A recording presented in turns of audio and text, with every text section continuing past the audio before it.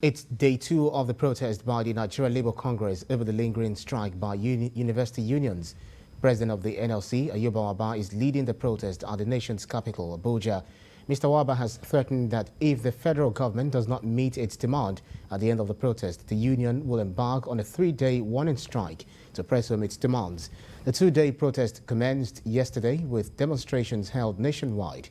This morning, members of the NLC and leaders of various affiliated unions converged on the Unity Fountain in the nation's capital.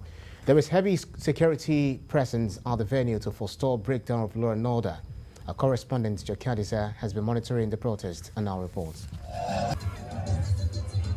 Here at the National Assembly, the NLC rally is here now, and they are waiting the arrival of the leadership of the National Assembly to speak to them, to also present their demands, which of course is basic, and that is the fact that this strike must end. It has lingered for long, and they can no longer take it. The security situation, everything, they want government to address it. It is like a state of the nation protest. They are unhappy about so many things. The quality of education, the steady fall in the quality of education. They also talk about worsening insecurity. The economy is also at its head. So they want the government to have, but most especially, they want this strike so that university students can return to classes. That is why they are here. They have come out in their numbers, and the NLC president has said it loud and clear. They do not also want to overheat the system. That's why they have come with this few number of members that in the NLC. We must have the best of our brains. We must have our teachers, lecturers, members of staff, academic, non-academic, junior, senior, security. Everybody is important, and therefore government must rise up to the occasion. Government must respect its signed agreements.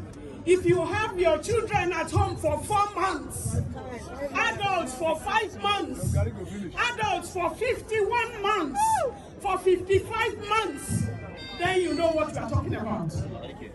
Investment in education is the greatest investment in any nation. If you are investing in education, you are not doing anybody a favor. You are investing in the human capital for your economy. We're talking of 2009 agreement. You cannot believe that this is agreement that we all accepted together, that every 3 years it will be renewed. And look at the number of years we have today, yet the government is still reluctant to do the review. And that is why the NLC is here with us.